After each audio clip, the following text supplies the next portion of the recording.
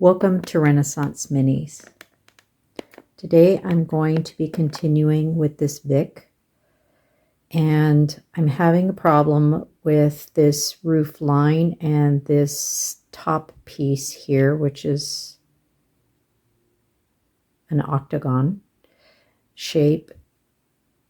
I have the basic configuration for the downstairs, but upstairs is going to have to be done in parts, I think. So if you look at my configuration here, we've got the window. Let's pull this. We've got the window, the space, the door, a space, this little sideway window out of slant, and then there's another window. There's no window. I'm not putting any window on this side. So I have this basic downstairs configuration here. It's this part that's going to, there's four, let's see, there's 1, 2, 3. There's 4 roof lines on this house. You have this roof line, which protrudes out. There's probably a little sitting area upstairs in this house, I imagine. And then you have this roof line, which is its own roof line. And then back here you have another roof line, and then at the very, very back you have another roof line going the opposite direction. So you have 4 roof lines on this house, which makes it very complicated. So I have started to try to figure out where the roof line's going to be. And as you can see, this is going to be this part. So I think I'm going to start here. I may have to cut this entire section out upstairs here and reconfigure that to look more like that, since if you notice, it goes into, see this shape goes here, here, and then it goes back deep and touches that, meets that window. So I don't know how it's going to look like on the inside, but I'm definitely going to have to do this in 2 parts. So I'm doing the downstairs.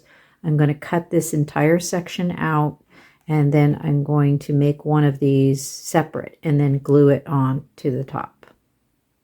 At least that's the plan for now. This could totally get so messed up and I may have to redo it, but I'm not worried about that. That's what happens sometimes when you're doing these things first time out. I did do a little paper one so that we have kind of an idea of what that's going to look like there, but it is quite large and it's not exactly what I had imagined, although that could work okay, I suppose.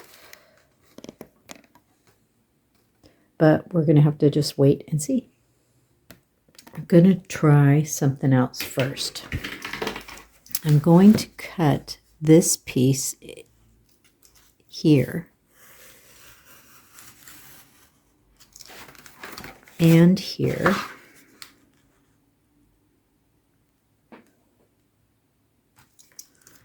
Worst case scenario, we can always glue it back on. That's what hot glue is for. So we're going to free this piece here.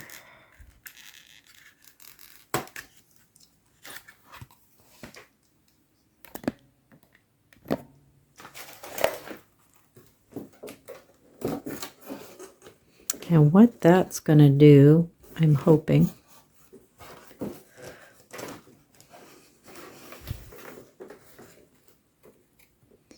is it's going to give me the ability to go in like this and make that octagon shape.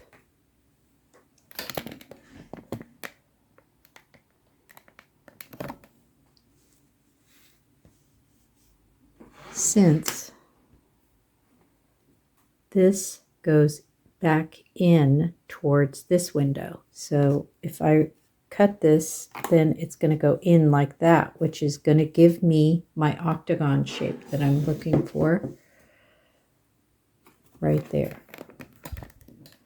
The only problem is that these do not measure exactly the same, but that's how far in this goes right here.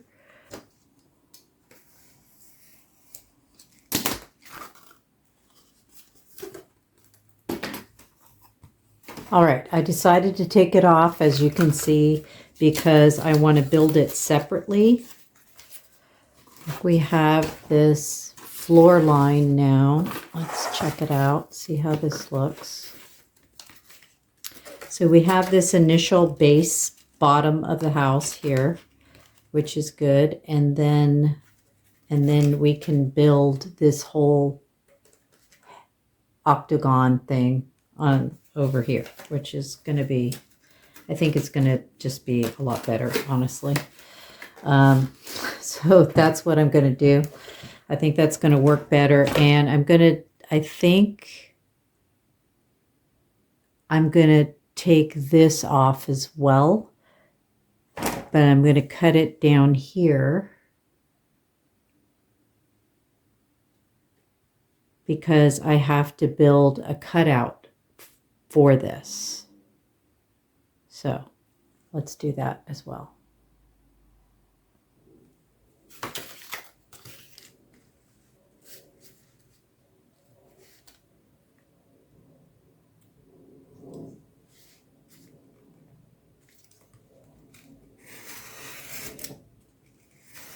Okay. Done. So now it's going to be a lot easier because I'm going to do the downstairs floor first, and then I'm going to attach the upstairs floor. And it's going to be so much easier doing it this way, separate, because there's too many roof lines and you can't keep them all together, obviously. It's too much. So let's do a temporary tape job right here.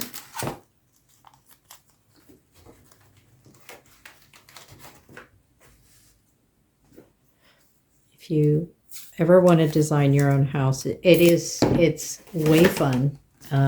Just remember to always do this. Do different setups, try it different ways. You may even want to make a junior model, a smaller model, so you can see what it looks like before you start cutting.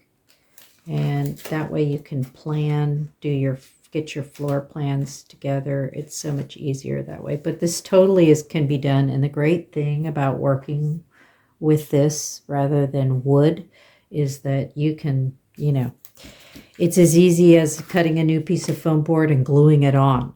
I'm not worried about this at all because I can just glue another piece on. It's not like I am in wood shop and I have to cut the pieces perfect. Otherwise the house won't fit together. This is the joy of doing it this way. So now that I have it done like this, right? I have the downstairs. The next thing I'm going to do is start cutting the porch awning. So we're just going to press our hands into here and we're going to get the shape of this because this is going to be basically the shape of the front of the house. There. Perfect. So that's our awning. How easy was that?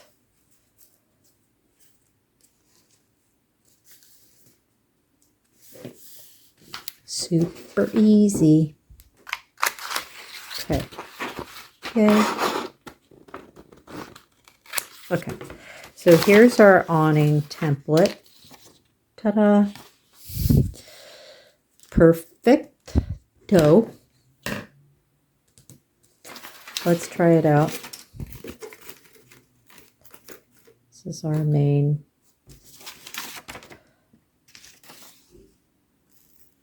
Oh, look at that. Isn't that perfect? That's perfect. And then all we have to do is round it over here, which take our big circle job. Since we want a nice, perfect rounded corner here. I'm gonna do that. Just gonna round that off there. And there we go. That is nice.